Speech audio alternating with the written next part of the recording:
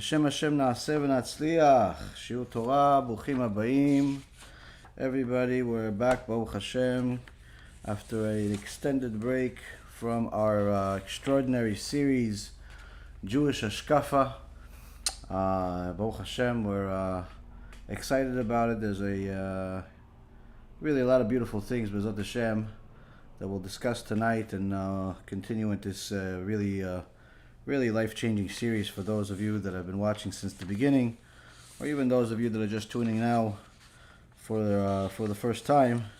I think you'll find it interesting enough that it's going to encourage you to go back to the beginning. Tonight's shiur is going to be for the Refuah Shlema of Rabbanit Sarah Bat Anat, Harav Ephraim Ben Shulamit, Rabbanit Levana Bat Sarah, Avi Mori David Ben Esriya, Imi Morati Doris Bat Zora, and also for the Atzlacha Rabba for our dear friend Aaron Shaul Ben Shimon Tuvia, Veishto Aoda Brianna Bat Arya Levi, and also for the Atzlacha Rabba for Marsha Bat Julie, and her children, Ayla Bat Marsha, Samuel Ben Marsha, Cephas Ben Marsha, Alexander Ben Marsha, Louis Ben Marsha, and also for Moshe Ben Irina and Liora Bat Liel, and all of Am Yisrael, all of the righteous Noahides, all of the supporters. For those of you that want to be mentioned in the shiurim, if you'd like to sponsor the shiurim, like the wonderful people that I just mentioned, as everybody should know at least, these shiurim, although they look simple, they're very, very costly. Not that I take any big salaries or anything. I don't even take a salary from the organization, but the staff, there's Baruch HaShem, we have quite a few people on staff, quite a few people in our kollels, quite a few people to feed. We have a video, BeEzrat HaShem, coming up very soon of the recent distribution of food. Thousands and thousands of people were fed right before and during the holiday. We even had a last-minute emergency for an additional 120 families, about 1,000 people, more or less about 1,000 people, in addition to the thousands and thousands that Baruch HaShem were merited enough to feed during the holidays.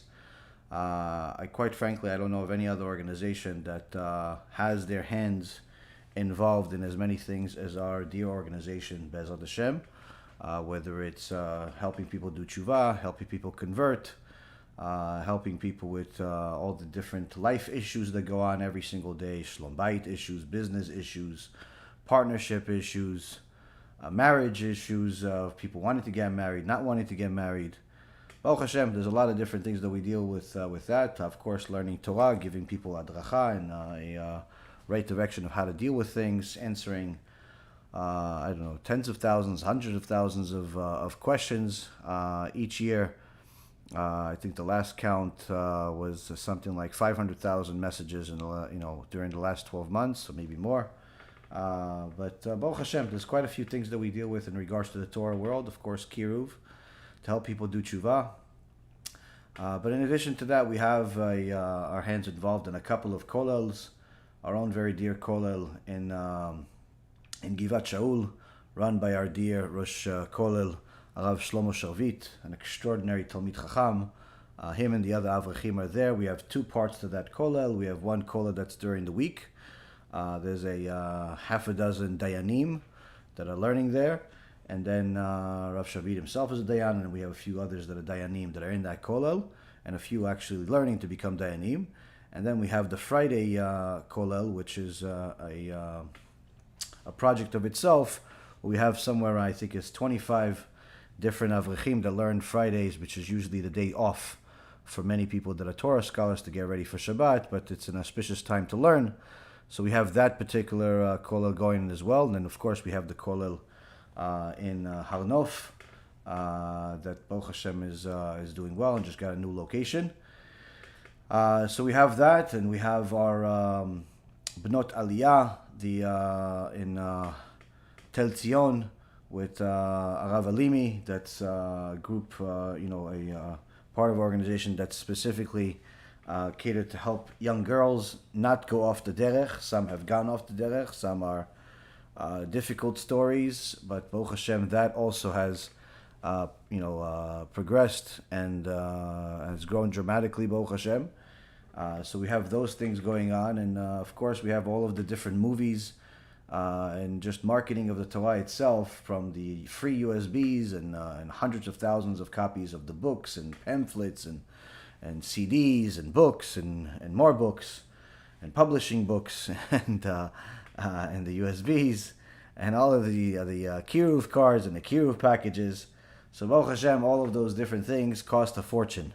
And we have someone actually now giving out some of this in Eretz Yisrael, as well as some people giving it out in the United States. We have actually one person that's traveling across the country.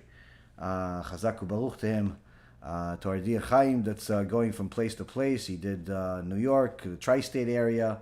Now he's in Phoenix, and he finished that, and in Los Angeles, and I think next is San Diego. And then after that, it's Seattle. Anyone that wants to host him for a week or so you can give out material in your community. If it's a big enough community, please do contact us and let us know. That would help us save some of the costs. But nonetheless, it's going on one way or the other, with all of the Yetzer that comes along with it, with all of the different difficulties, of course.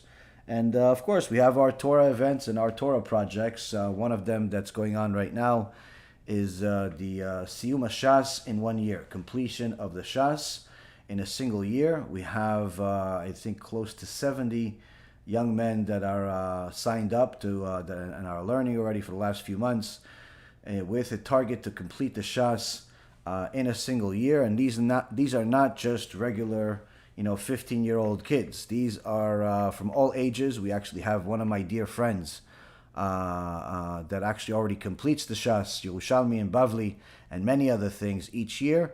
He's going to add another Shas to it for the sake of being part of this program, Baruch Hashem. Rabbi Adam Summers, which some of you have seen his videos, is an extraordinary Talmid Chacham and has completed the Shas over 10 times already in the last few years, along with many other things. And then we also have Rav Gidon ben Moshe and his Kollel have taken it on. So you have some very serious Talmidei Chachamim, really big scholars, Dayanim, and of course young people, young guys that are 14, 15, 16 years old. I think we have one young man that is not even bar mitzvah yet signed up, and he's Baruch Hashem, he's still on. But we need as much Torah in the world as possible. So Baruch Hashem, we try to get our hands involved in as many things as possible. But of course, as I'm sure you already know by now, the Yetzer does not stop working. He always tries to interfere, tries to do whatever he can to slow us down, whether that's the lawsuits by the Christian missionaries, Imach Shimam Vezichram, that are trying to waste our time, efforts, and and everything else by suing us for all types of nonsensical claims. We have some bad rabbis that are trying to do whatever they can to also get in the way. So there's plenty of different things that are giving us a great indication that the Yetzer is not happy with all of the things that we're doing. We actually just got a message today from the office of one of the biggest rabbis in the world that apparently there's some people are trying to get them to join their efforts to go against us, and only to be told that what they're doing is really stupid and a waste of time, and please to stop wasting their time. But again, these types of things, on one end, they're hard to deal with. They're annoying to say the least. But even more than anything else, it's a great indication that the Yetzer is not happy. He's not happy with what we're doing, which is a good thing. If the Yetzer is not bothering you, that means that you're not doing anything to affect him. But if the Yetzer is constantly bothering you, he's constantly doing things that are getting in your way, then that's clearly a great sign that you are moving in the right direction, and you're trying to get more and more people closer to HaKadosh Baruch Hu. So with that being said, we have our series of Jewish Hashkafa. This is a very important series because it's a series that all of us need, because I hear the questions from everybody time and time again about how they are confused about one thing or another. One person is confused about how to treat their marriage. Another person is confused about how to treat their job. Another person is confused about whether they should go to certain parties. So people that do not have the clarity that's necessary about what Jewish Hashkafa is, meaning what is the ideology, how are you supposed to think, how are you supposed to solve problems, what are the tools, because of course, as much as the Torah is beautiful and the stories in it are beautiful and the halachas are beautiful, it's not always clear to everybody of how they could apply these things to their lives. You can read the story of Adam HaRishon 500 times, but that may not be enough for you to know how to deal with your marriage. Even though it says that a man should leave his parents' home and stick to his wife and they should be one, you may have not applied that to your life. So you think that as soon as your parents tell you that your wife is doing some bad things, you should believe them. And you should, in essence, follow what they say. Not realizing that as soon as you get married, your wife becomes priority number one. But again, it's tough for people to understand that without really getting the right clarity on what a shkafa is supposed to be. Other people have issues when it comes to their kids. Many shlom bayit issues are because of one spouse, one parent treats the kids differently than the other parent. And they think that, listen, my kids are my everything. Even if my wife or my husband doesn't agree, I'm going to do everything for them. I want to protect them. Yes, that's wonderful. But again, if your husband or wife is Torah observant and they're doing everything good, and you are simply not getting along because you're treating the kids, the opposite way of what they want, then you're the one that's actually going against the Torah, not them. Because as soon as you got married, your spouse became priority number one, superior to your children. So if a person read the weekly parasha of Parashat Bereshit, he may have gotten that, he may have not gotten it, or may get it and forgot it and just didn't think it applies to their life.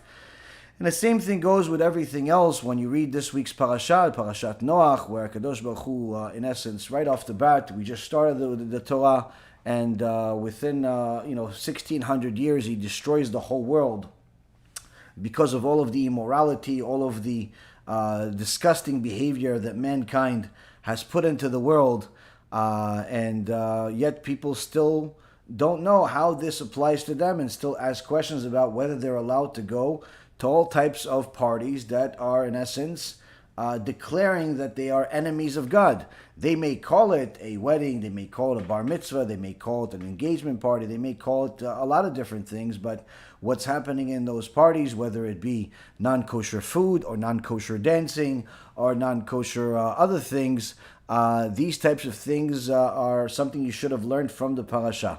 Now, of course, if a person studied the parasha deep enough, perhaps he learned those things. If he did not, or she did not, they may end up attending the party unless they learned the right Jewish Hashkafa, the right ideology that applies those verses to our lives. And this is in essence what the Chazon Ish has been helping us do for the last couple of years with the Jewish Hashkafa. And today, BeEzrat HaShem, after the Chazon Ish in chapter 3, the section 4, told us about, explained to us the teachings of Rabban Yochanan ben Zakkai and his students, of how he, in essence, instituted these teachings to his students to the point where each one of them had to put together a Sefer MUSSAR, a specific teachings of how a person can perfect themselves in their servitude of HaShem. And now we're going into section 5 of chapter 3, which addresses a very, very common issue that I see today, which is in essence Jewish hatred by people that love Judaism. Now, if I was to say Jewish hatred by people that are anti-Semitics, then this doesn't really require a shiur. You could just turn on the news and you could see how much Jewish hatred there is around the world. Jewish hatred is at an all-time high, unfortunately. And sometimes that Jewish hatred is by people that hate Judaism, even though they are, themselves are Jews. They're liberal, lefty Jews that hate Judaism and hate people that are religious, hate anything that has to do with morality, with the divinity of God. They hate it. So that's not really the subject at hand today. Today, the subject is really hatred of Jews by people that love Judaism, or at least they say they do. The people that claim to love HaShem, people that claim to say that they love the Torah, but yet they can't find themselves, a decent Jewish friend or a decent Jewish chavruta or synagogue. They just can't find themselves liking people. They can't find themselves in long-term relationships with anybody. Or perhaps they simply have given up on trying because of past experience, bad experience that they had. And again, I can tell you this from my own personal experiences, that it's definitely not an easy mitzvah. It's not an easy mitzvah, but nonetheless, this is something we need to learn about, because is it possible for a person to love Judaism but yet hate Jews? Because technically it sounds like it doesn't make sense. But then if you actually look at how people are, it makes all the sense in the world. It's technically how people behave today. Sometimes you go to the synagogue and, some people arrived extra early to the synagogue, not because they're looking to learn, not because they're looking to pray more, but rather because they're looking to chit-chat a little bit about all of the other people that haven't come already, all of the people that don't come anymore, or perhaps they have a few words to say about the rabbi, sometimes to the rabbi, sometimes behind the rabbi's back, or they have, all types of Jewish hatred that they have, about people in their community that are attending other synagogues. And many times you see, wait, these are religious Jews? If they come to synagogue, you would assume they're religious. Sometimes you have to check the parking lot to see if they drove on Shabbat, but nonetheless, from all intents and purposes, it looks like they're religious Jews. They come to a synagogue. So why expressing so much hatred about their fellow Jew? Oh, because he owes them money? Oh, because she left her husband and married her friend? Or because she did this? Or because he did that? Are they right to hate them? Are they wrong to hate them? And quite frankly, are they allowed to hate them? And one of the things that I find is that many times people have gone to the point where they've become accustomed to hating Jews so much that all they know and all they do is look for bad stuff about Jews. Like, if you didn't know better, you would think these people are anti-Semitics. Like, all the news they could ever tell you is about how many bad things are happening in their synagogue, in their community, on the news, places that are not even relevant to their community. They never tell you anything good. They never tell you about anything that's positive that's happening in their community. All they tell you about is, oh, look, Rabbi, I can't believe this. Look at this horrible thing that's happening. And yes, you're right that there are a lot of horrible things happening. There are, homosexuals pretending to be rabbis. There are all types of strange things happening in the business world. There are all types of things. But are you as adamant about sharing the good news that are in the community? Are you as adamant about supporting the good that's in the community, or are you only focusing on the bad? And many times people get so glued to the bad that they forget that there is good. So it's important for us to know that loving Am Yisrael is not something that is exclusive to the tzaddikim, exclusive to the chasidim, exclusive to the rebbes, exclusive to the gdolei ador, or exclusive to just people that don't have any hatred in their heart. No, loving Am Yisrael is something that is actually pertaining to everybody. And if a person takes that mitzvah to heart, they'll learn quite a bit about not just the Jewish people, but also about themselves, and really what their connection is with HaKadosh Baruch Hu. Now, the Chazon Ish goes into it in the beginning of chapter 5 as follows. And he says the following, מן המונחים הקיימים, כי תיקון המידות מתייחס לאלה המצוות שאין בין אדם לחברו, וחובת העירה בשביל מצוות שבין אדם למקום יתברך. ומן המונח הזה קיימת הדעה כי יש בני אדם שלמים במצוות שבין אדם למקום יתברך, וחסרים בתיקון המידות והם רעים בין אדם לחברו. There is a notion that the perfection of one's traits relates to the mitzvot between man and man. And the obligation to fear Hashem relates to the mitzvot between man and his creator. To explain that, there are many people out there that simply feel like, listen, as far as the mitzvot that that you have out there that are between man and the mitzvot that you have between man and God, there are two separate types of mitzvot. You could perhaps be really, really good with the mitzvot that have to do between you and your friend, you and your fellow Jew, but perhaps you're not so good with between you and God. So let's say, for example, people that are secular or people that are, just delusional and still think that they're religious, they'll say, listen, I'm very religious. You'll never find somebody that is as good to another person as I am. I'm always there to volunteer. I'm always there to help. I'm always there to be the one that encourages everyone. Okay, so I don't keep Shabbat, and sometimes I don't even keep kosher. So that's my business between me and God, but still I think that God will see that I'm a very good person. I'm a very good Jew. So people think that perhaps they could do that, they could live that way where they can, as long as they don't murder, and as long as they don't get caught for the stealing that they do, or as long as at least they don't learn enough about stealing to realize that what they are doing is stealing, they're in essence good people because they volunteer, they give some charity, they give some their time, they do some chesed. So they figure since they're good to other people, then that means that they're overall, they pass the test, and if perhaps you're going to make it an issue, they'll tell you, listen, perhaps there are two tests. Perhaps there are two tests. Perhaps there's one test that is between me and my fellow Jews, my fellow man, and there's a test between me and God. So the test between me and my fellow man, I get 100 on that test. I get an A+++++. And the test between me and God, well, perhaps I got a 0. Hey, but listen, at least I got 100 on one of them. That's the logic. They figure that I'm so nice to people, I'm so charitable, I'm so good. So even though I don't observe other things, perhaps I did good enough on the first test, but the second test is just like, it's okay. It's okay. We'll average it out for you. That's in essence the logic. And when it comes to the issue of fear of Hashem, this is something that the Chazon Ish, and of course all of the Chachamim throughout all of history, have followed what the Torah itself says in the book of Deuteronomy, chapter 6, verse 13, which is that you have to, one of the mitzvot of the Torah is to fear the Almighty, and it says it in many, many other places as well. Now the Chazon Ish has harbored on this, as pushed this point, that you must fear Hashem as this is the foundation of your relationship with HaKadosh Baruch Hu. A person that does not fear Hashem, in essence, has no real connection with Him. But people will say, listen, in regards to fear of Hashem, that only has to do with your connection with Him.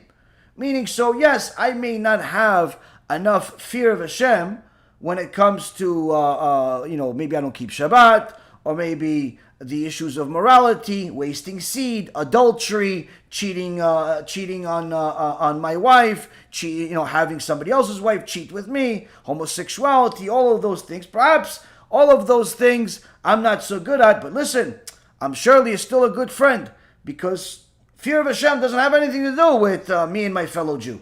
It only has to do with between me and Hashem, right? Wrong. Says the Chazon Ish. Stemming from this is the idea that there are people who have perfected their observance of mitzvot relating to man's personal relationships with his creator, but are lacking the correction of their traits and thus wanting in their relationship with other people.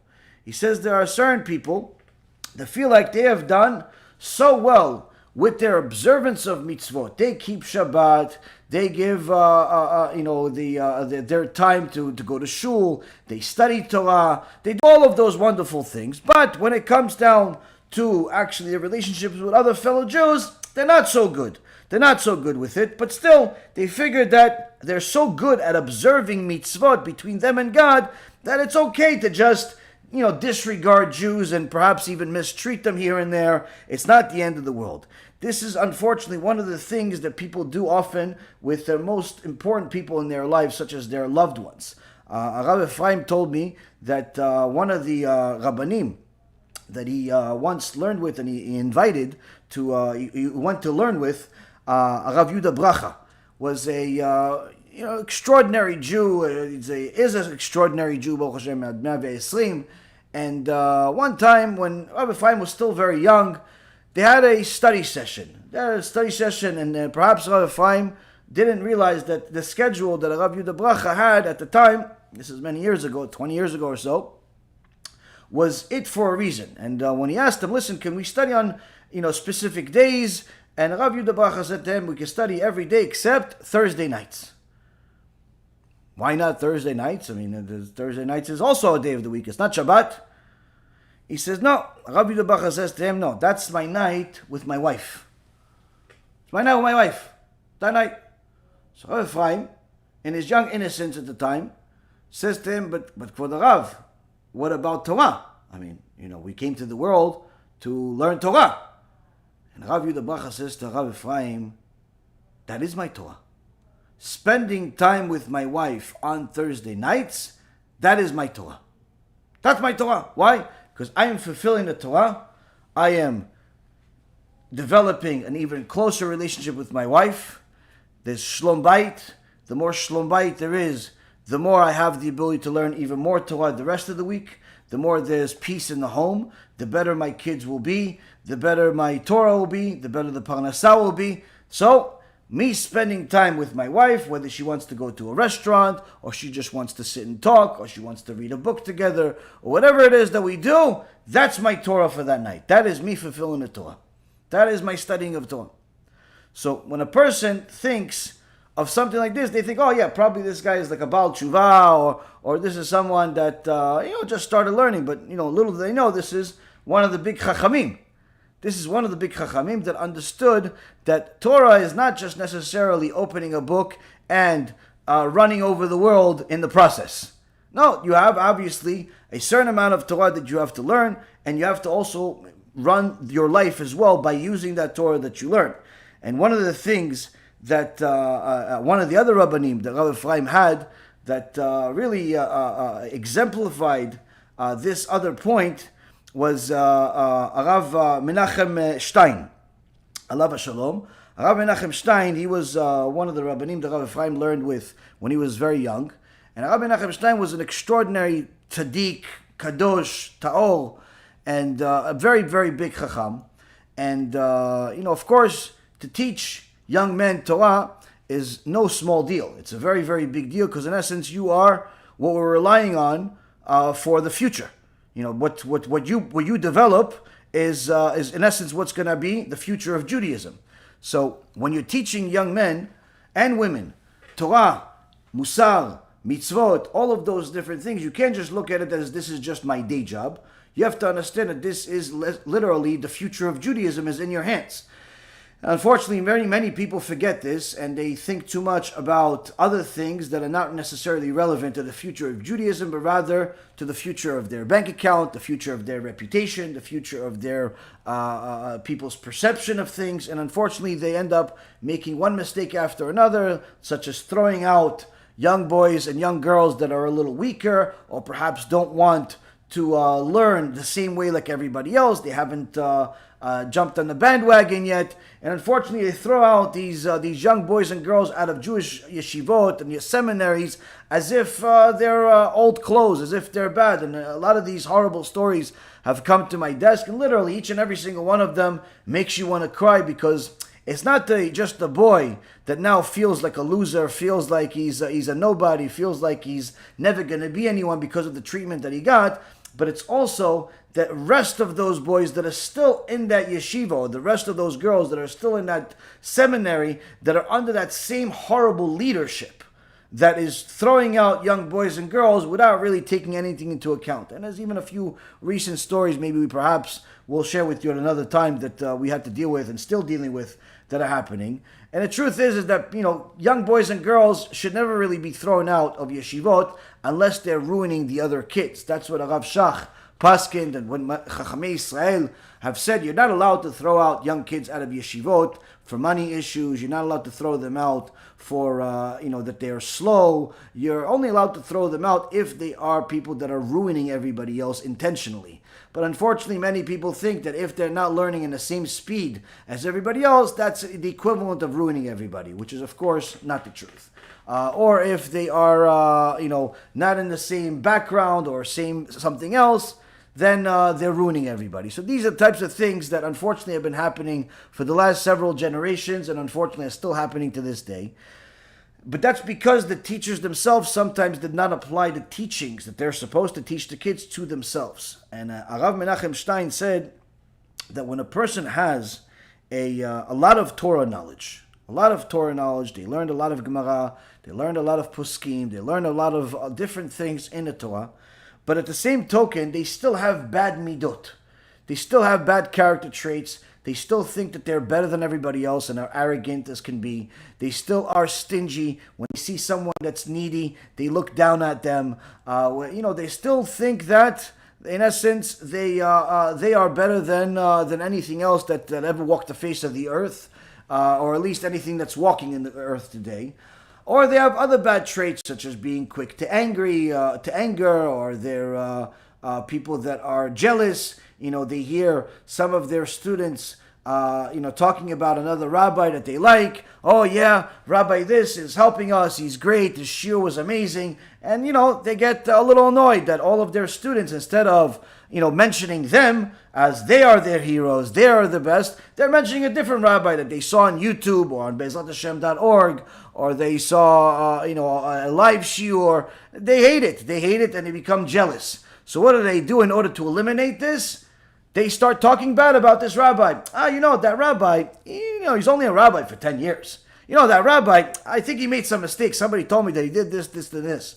Oh, that rabbi, I don't know if I would really rely on it. I don't know, I would double check before you do this. And they try to get the students off of this, fun train that they finally got, the kedusha that they've been looking for, the inspiration that they were looking for, not because it's bad, but because it's bad for him. So unfortunately this happens. This is one of the horrible traits that exist that I've had to encounter, and I'm sure many, many others continue to encounter when they actually inspire many people, and those same people go and learn from a jealous teacher, a jealous rabbi. So now, Harav Menachem Stein said that there's such people in the world that have a lot of Torah knowledge, they've learned a lot of books, they've read a lot of books, and they, in essence, have taught many, many shiurim, but they still have not worked on themselves enough to perfect their midot. They still have some really horrible character traits. These people are very, very tragic stories. Why? He says because how sometimes you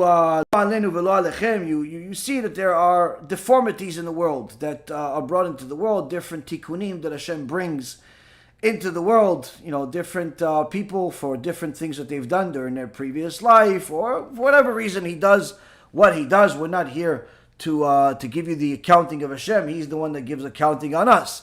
But the point is that we see that there are all types of issues that come into the world, and sometimes, I'm sure all of you at least have heard of this, if not have seen this, where, you go to school or you go to some place and you see that there is a big man, a grown man, with features in his face are of a grown man. Perhaps he has a beard or a mustache, and he has a big head, and, for all intents and purposes, the face looks normal. But then you notice after he got off the chair, he's like a little guy. So he's like a grown man, but he has a little boy body. And, of course, everybody is taken back by this. It's a little surprising at times. Sometimes you already knew it while they were sitting down. Sometimes you only figured it out once they stood up. But either way, everyone that sees it naturally has, they're taking back a little bit. Why? This is a deformity. A grown man head with a little boy body. What's going on here? There was recently, somebody showed me a video of a young man that's has a disease. He's I think he's something like 20 years old, but he looks no older than 4 or 5 years old. Really a horrible situation. Now, this, Rabotai, is a deformity. Harav Menachem Stein says that a person that learns a lot of Torah, but still has bad character traits, is the same type of deformity and even worse. Why? Because you've learned Torah, which is, in essence, the potion of life that is supposed to cure those bad traits. but still you maintained those bad traits, meaning your condition is much, much worse. It's a deformity. It's a deformity that you are simply ignoring and acting as if you're absolutely normal. So here we have, Rabotai, certain people that will treat Judaism as if it's it's like you're picking a schedule in school. You could just pick certain classes and, attend them. If you don't like them or you're failing, you could just pretty much, drop the class in the middle of the semester. The school doesn't care because they already got paid anyway. So this is not Judaism. The right Hashkafa, the right ideology is to understand that Judaism is all-inclusive. And you cannot think of things in such a fashion where all you have to worry about is the way you treat Jews and the way you treat HaShem is not so important. Or the opposite.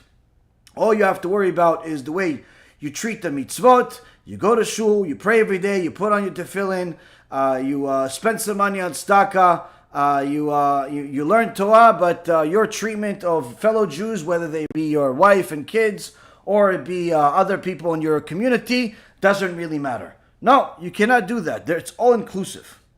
And this is in essence what the point that the Chazon Ish is getting to. First, he told us that, some people have this notion that the mitzvot between man and God and man are separate. And this comes from the idea that people that have, can perfect themselves in one aspect, but in essence abandon the other aspect. And now he continues and he says, but anyone who looks deeply into this illusion cannot harbor such an idea. Already he tells us this in such a fashion that you cannot misunderstand it. Just from the statement itself, he already tells you that to think this way, that you can be perfect in your observance of Torah by being great at mitzvot, great at your servitude of HaShem, praying, giving tzedakah, learning Torah, but yet your relationship between you and your fellow Jew could just fall by the wayside, and you think that you're doing good. This is simply an illusion. It's simply an illusion. And the same thing vice versa. Thinking that you'll be the best guy in the world, the chevreman, the one that's friendly with everyone, the bubbly little guy or the girl that's friends with everyone. But when it comes to the mitzvot of Shabbat and tarat mishpacha and everything else and modesty, no, that's not so much important. That is literally an illusion. If you think that you have a good connection with HaShem, if you think you have a connection with HaShem, that's simply an illusion. It's simply an illusion. And that's in essence what the Chazon Ish says. Anyone that looks into this illusion cannot harbor such an idea, meaning that if you actually study Torah just a little bit, you'd realize quickly that this is an illusion, and that this illusion is not even an illusion that can even come to life, even in a fantasy. It's just not possible. So how could it be that so many people think this way? And I'm talking about religious people, non-religious people, people that have been religious their whole life, people that are about Yeshivot, people this, people that, young, old people. I had, quite a few times people say to me that they've been, studying Judaism for 40, 50 years, but I've never heard about some of the things they hear in our shiurim, and they wondered if what I teach is all of the stringencies. And they're surprised to see that I'm bringing them sources from the Torah that are actually the basic foundation of Judaism. And they're just confused at how is it possible that you're quoting these things that seem like stringencies from the sources that are the basic foundation of the Torah. The Shulchan Aruch, the Rambam, the Gemara, these are all basic foundations. Are these just like what? Are these like hidden pages? Are these like hidden text that no one looks at? How could it be? The answer is, we teach you the full text. Others decide to choose you the text that fits their agenda. We don't have an agenda. Our only agenda is to help Jews get closer to HaKadosh Baruch Hu, get the world closer to HaShem, to know the truth for what it is, and not to live illusions. Because we know ourselves that living an illusion is very easy. Not because people want to live an illusion, but because there are many others that enable them to live an illusion. So anyone that looks deeply into these illusions will realize that there is no such idea. For truly, he whose traits are as they are when he was born, meaning he has the animalistic traits, just like we learned in this week's parashat, Parashat Noach, and that a person is born with an evil inclination, he has animalistic instincts. So if he is still this way. He was born this way. We're all born that way. And he's still that way. 20, 30, 40, 50 years, he hasn't fixed a single trait. He was born angry, he's still angry. He was born stingy, he's still stingy. He was born arrogant, he's still arrogant. Yeah, she was born a show-off, she's still a show-off. Nothing changed. If he's still this way, unchanged by the MUSSAR and added knowledge that's available out there, and he is in the grip of his evil inclination instead of the evil inclination being in his grip, cannot possibly have achieved perfection in mitzvot between man and his creator. So here, the Chazon Ish is in essence telling us, you have an enormous amount of Torah and MUSSAR and knowledge coming from Judaism available to you in your hands. But instead of your hands grabbing onto that MUSSAR, those ethical teachings, those moral teachings, instead of your hands grabbing onto the truth, what are they grabbing onto? You're grabbing onto the evil inclination, because that's who's leading you to all of your evil that you're doing. Instead of it being the other way around, because the righteous people, they have the evil inclination in their hands in a positive way, where in essence, they are controlling the evil inclination rather than the evil inclination controlling them. So of course, a person that is controlled by their evil inclination cannot have possibly achieved any perfection in mitzvot, not between man and not between his creator. Meaning, there's no such thing as you being really, really good with people, but you're not good with God. Or really good with God, but not good with people. No. It's neither. If you have not perfected yourself, you're not good in either one. You just have an illusion. How could this be? If he seems to be observing them somewhat, meaning it seems to be a person that's really nice to people. She seems to be really nice to people. She's always bubbly. She's always fun. She's always says hello. And she seems like, okay, so she has a hard time with modesty. Okay, so she has a hard time with Shabbat sometimes too. And sometimes she has a hard time with the promiscuity. It's get lonely once in a while. And sometimes, but she's really friendly to everybody and she loves everybody. This is an illusion. Why? Seems like she is observing some of them. Seems like she loves Jews. Seems like she loves her Jewish sisters. Seems like she loves her Jewish brothers. It seems like he loves God. It seems like he loves his creator. It seems like everything seems. That is an illusion. Why? Because that's only because he does not confront any of his bad traits while doing these mitzvot. When he does meet up with their resistance, his fear of God will not be strong enough to withstand it. Meaning that this guy, he looks like he loves God. Why? Wakes up 4:30 in the morning, gets ready, he's already at shul at 5. Starts praying at 5:15. He's the first one to open the door. He's the last one to close so he can go to work.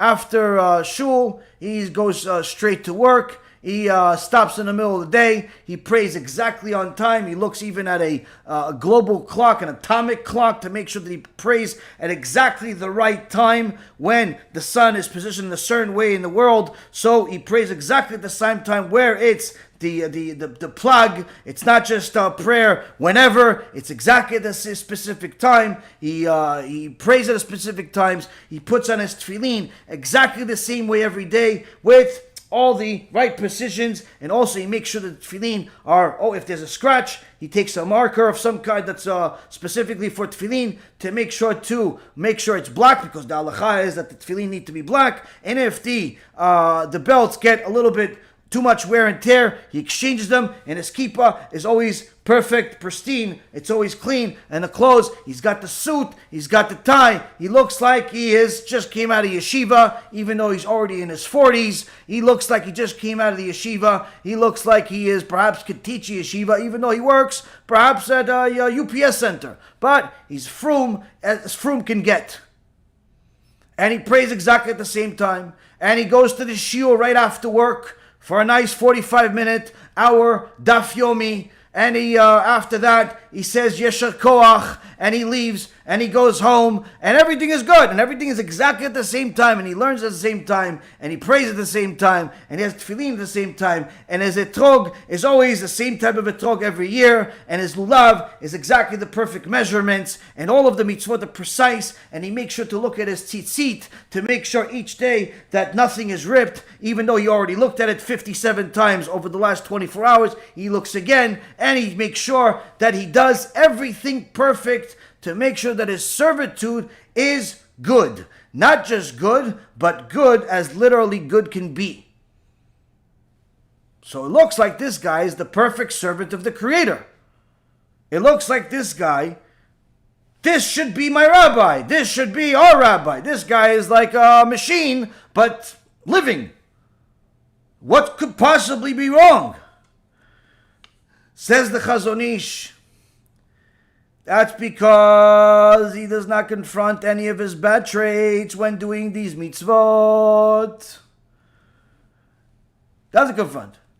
His anger doesn't involve anything to do with his tefillin. His stinginess doesn't involve anything to do with him showing up to shul on time and praying at specific times. His arrogance doesn't have anything to do with his lulav being this way or that way, or the etrog having perfect, like it just literally came from heaven. Doesn't have anything to do with it. So it looks perfect. But when he does meet up their resistance, his fear of God will not be strong enough to withstand it. Meaning, the second that something happens, he goes to shul at exactly the right time, but as soon as he gets there, he sees that there's a homeless guy. Decide to fall asleep right next to the door. Ooh, you decide to sleep right next to our door of a synagogue? You worthless piece of bleep, bleep, bleep, bleep, mayday, mayday, mayday, SOS, SOS, SOS. Lots of cursing going on. Oh, the right kick. What is he, a soccer player? What happened? Where did this all come from? I thought you were from. By the time the guy finished with the poor homeless guy, you have no idea what you have, a gangster or you have what is this? How did this happen? How did you allow yourself to become such a monster in 2 seconds? He was always a monster. Just never had the opportunity. Never had the opportunity. Now, when he shows up to shul, takes a break in the middle of his job to go pray, mincha, exactly the perfect time. He has his atomic clock. Has nothing to do with his stinginess. So he goes and he prays. But as soon as he gets there and he's ready, he's psyched up to go pray. Some poor rabbi comes into the shul and says, listen, I'm sorry to bother you before all of you praying, but I'm here collecting money for whatever cause. I have some letters, I have some this. And all of a sudden, like, no, come on, go get a job back. Come on, yalla. We're here to pray. We're not here to pay your bills. What? Where did that come from? Where did that come from? What is this? What are you, a Nazi? Sodom and Gomorrah? You don't want to give? Be quiet. Let everybody else give. No. Until now, he looked perfect and had nothing to do with stinginess going to shul. But the second that they asked him for money, all of a sudden the stinginess comes out, the anger comes out. Now, you would say, okay, this guy is terrible. But at least maybe we have some hope. We have some hope with the girl. The girl, okay, so she's friendly with everybody. She's not so good with some mitzvot, but she's perfect. Everything looks good. And, she hosts everybody every Shabbat. She has 25, 35, 45 people. Whoever wants to come can come to the house. So she has people come to the house. It looks like she is like Sarai Menu, hosting guests, food everywhere. Looks like wonderful. You would never think this woman is arrogant. You would never think this woman has anything wrong about her. Why? She's hosting 50 people every week. Until one day, she has, one of these guys that likes to make comments. Anytime things are not exactly to his likings, He also himself doesn't have the best midot. He says, is there salt? Did you use salt in this? Nobody knows what to answer. There's so much food, they don't even know what he's talking about. No, this right here. Did you guys use salt? So the woman's like, yeah, of course, we use salt. Do you use Dead Sea salt or just salt, like, if the supermarket, like some, I don't know, cheap brand that probably going to kill you? Woman's like, what? No, I use salt. What do you mean? Okay, so you guys cook that way. And he gives her one of these comments. She can't take it. All of a sudden, the hidden horns come out. Shh. What? You don't like my salt? Go find somewhere else. You don't like this house? Go find somewhere else. Look at how many people I host. You know what I do for these people? You know what I did this? You know I haven't slept in 2 days. You know this. You know that. She gives you a list of all the mitzvot she made since creation as if she was Haba. She gives you all of the details of every single thing she ever did. Okay, you're right. He's a nudnik. But did you really have to list a resume of all your mitzvot? That's arrogance. She always thought this. She always believed this. But it didn't come to be until it was challenged. That's in essence what the Chazon Ish is saying. This guy may be, or this girl may be looking like they're a perfect servant of the Creator. When you observe them, it looks like they're serving the Creator. They have hosts, they have guests, they go to shul, they have this, they have that. You don't notice their bad traits, but that's not because they don't have the bad traits. It's simply because their bad traits weren't challenged. But as soon as they meet up with some resistance, as soon as they have some nudnik in their way, their fear of God will not be strong enough to withstand it. And he continues and he says, it's quite common to find such a man refusing to be called up to the Torah, although he has been summoned to do so, because he thinks that particular honor below his dignity according to the standards of public honors in his community. He's not at all afraid of what the sages said, quoting the verse in Yeshayahu in Isaiah chapter 1 verse 28 that says, and those who abandon the Lord will cease to exist. That refers to someone who is called up to the Torah but does not go up. So here he gives an example. He says, you see these types of things happen all the time. When you see it in shul. Worst place in the world. You would think everybody goes to shul, they're all tzaddikim, they're all perfect, but once in a while, you get to see the weak link. Where do you see the weak link? Sometimes you see when the gabbai gives aliyot. And you have people that have been going to that shul for a while, and they have a certain expectation, they have a certain understanding. But the gabbai doesn't look at it that way. He just sees, David didn't get an aliyah already in the last month and a half. Let me give him an aliyah. So he calls David to have an aliyah, 4th. You would think he's giving David kavod. David should be happy, right? Instead, David says, go, next. The Gabbai is, what? What do you mean? I'm not going. And he makes a stink about it. No, busha v'chirpa. This what you give me, 4th aliyah. This is what I get. I'm here in the shul, 25 years. You give me a 4th aliyah. You couldn't give me 3rd. You give it to this chamor. You couldn't give me 6th. You give it to that, this. You give it. What happened? He believed that the 4th aliyah is no good. It's not up to the standards of honor that he deserves. He should have at least gotten the 3rd aliyah, or the 6th aliyah, or perhaps give him a ftil. You're giving the 4th aliyah? Busha! How dare you? And he says, I'm not going. Give it to somebody else. I'm not the donkey. I'm not going to be the joke of the town. Says the Chazon Ish, you see this, and this person rejects coming up to the Torah even though he's invited to come to the Torah. And the Chachamim say that someone that's called up to the Torah but does not go up gets a curse from Shamayim. He doesn't care. He doesn't care about this curse from Shamayim. He doesn't care about the Torah. Yeah, but he's Torah observant. He goes to shul, he prays, he this, he that. He's member of the shul for 25 years. It's all one big show. It's all one big show. Why 25 years he goes to shul but he hasn't fixed his midot? Says the Chazon Ish, in other words, this man is rotten to the core, for it is his evil inclination that rules him. All his mitzvah observance stems from habit, as it fits with his sense of honor, his desires, and the natural flow of his life. But just try to insult him, and his behavior will undergo a complete transformation. HaShem Yishmo v'yatzil. You have this guy, he's teaching every day. Bachurim are coming. They're coming every day. Yeah, Rabbi, Kvod Harav. Yeah, Rabbi, yeah, Kvod Harav. Yeah, our Rabbi is tzaddik. Our Rabbi is amazing. You know how much stuff he knows? I asked him a question, and he gave me an answer. And he even said a page. I don't know, I didn't check, but I know he's right. And anyway, it's so amazing. You know how he learns? And he was already learning before we got here, and he's already learning after we left. And he knows everything. He knows the whole Torah kula. Everybody knows the whole Torah somehow today. Everybody knows the whole Torah.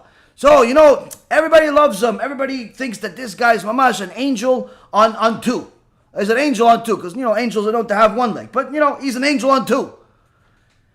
And Rabotai Karim, one day, one of the students says to him, Kvod Harav, I appreciate everything you did for me. And I learned a lot here. But I decided that I'm going to go in a different route. I'm going to go learn somewhere else. A different rabbi. Or on my own. But I appreciate everything. Thank you very much. And he thinks he's going to go. But the rabbi won't leave his hand. Oh. Ha ha ha. Yeah. Right. And the rabbi, all of a sudden, his angelic face turns demonic. And he looks at him and he says, what? You're going? You think you know anything? That you could go somewhere else? What do you think? You could treat me like some hobby? You think that you know already everything? Everything I can teach? 1% of what I can teach you don't even know. You think you even remember anything? You think you're even a good student? B'chlal, I need you? What do you think you are? What do you think? All of a sudden this venom comes out of this angel. What happened? What happened? All of a sudden he loved you every day and all of a sudden you're a nothing? All of a sudden you're a loser? All of a sudden you can't survive without him? What happened? Where did this angel come from? Was it really the Yetzer? Because he's also an angel. And this is what happens, Rabotai. All of his mitzvot are from habit. The minute you insult him, his behavior will undergo a complete transformation. That's when you see his real colors. That's when you see the transformation, the arrogance that's been silent. Rise. The stinginess that was dormant. Wake up.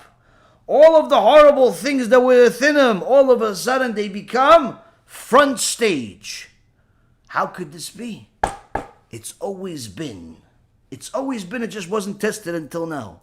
And unfortunately, many times, people think of themselves, and listen, I'm learning every day, I'm doing every day, everything is okay. Second, one of their kids does something they don't like, rah, they become a lion, they want to eat the kid.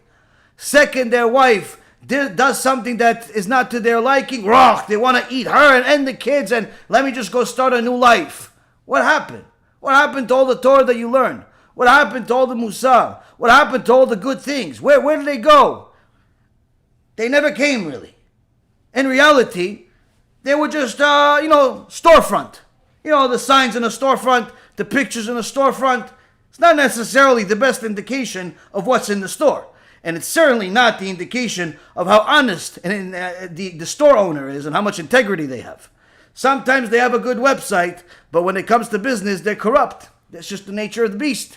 So a person sometimes is exactly like those people.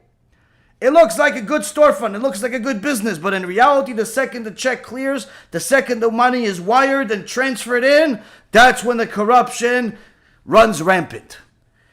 And unfortunately one of the things that happens to people that do not take the Torah to heart, thinking that they could just do things partially. They could partially observe the mitzvot and just do the things that they're most inclined to do.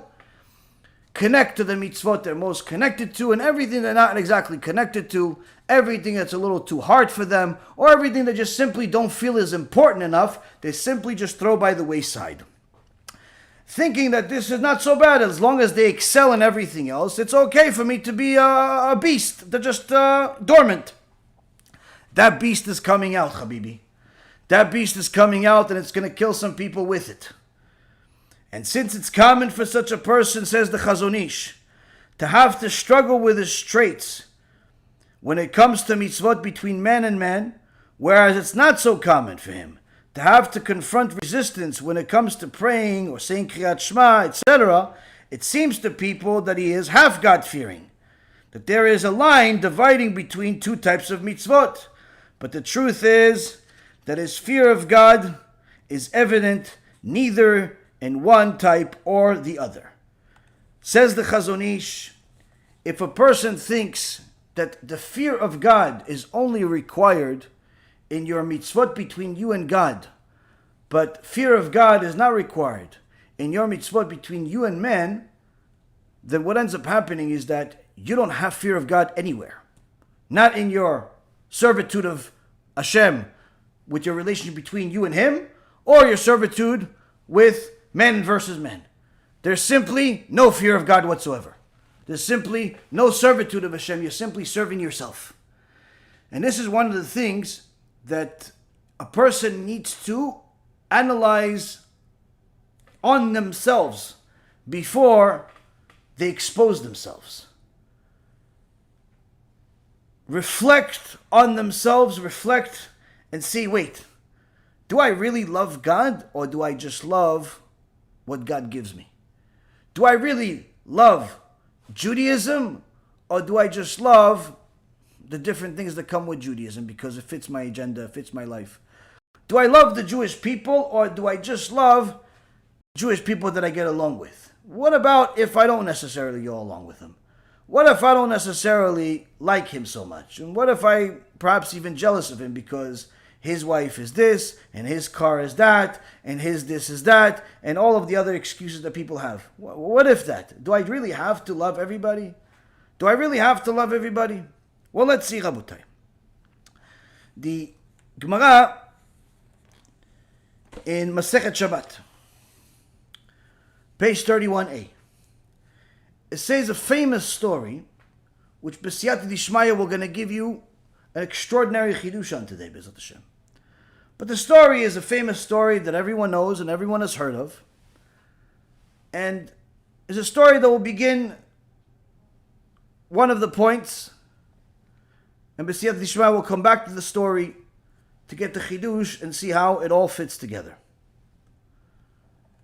The story is that there was once a goy, a Gentile, that came to Shammai, Gdolei Ador, Shammai, giant, Chacham,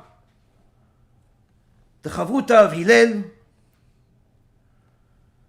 over 300 machlokot, debates between Bet Shammai and Bet Hillel, across the Talmud. Only 3 of them are paskin like Shammai, not because Shammai is wrong all the time, but rather because we live in the physical world, and in the physical world, this is where the halacha is like Hillel. But once the Mashiach comes and things become the next level of creation, the next stage of creation, I should say, then halacha becomes like Shammai. And that's partially because we cannot handle the emet of Shammai. But nonetheless, this is a story of something that happened. And the Torah, our oral Torah, not only tells us about the laws and the debates, but also tells us about different stories that happened to the sages, not because it's a history book, Chas v'Shalom, but rather because there are endless amount of lessons to be learned from those stories. Now, this Gentile came to Shammai and asked Shammai, convert me to Judaism on the condition that you will teach me the entire Torah while I stand on one foot.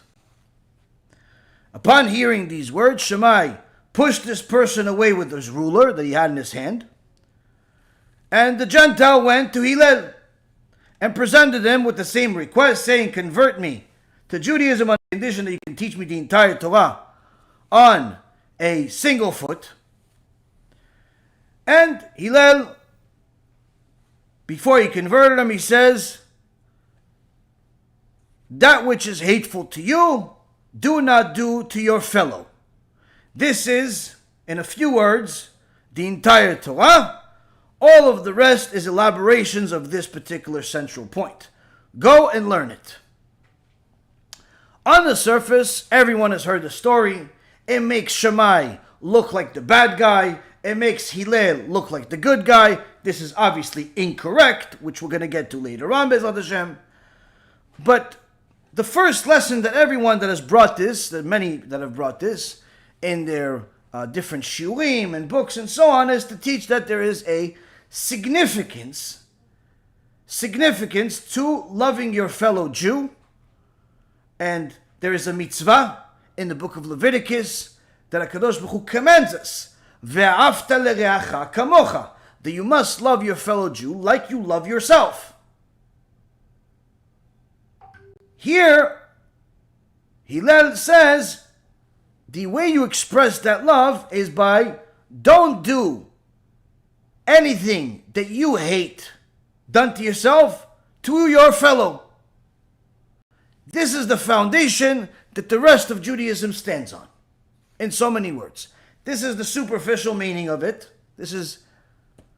Now, the truth is that there's more to it.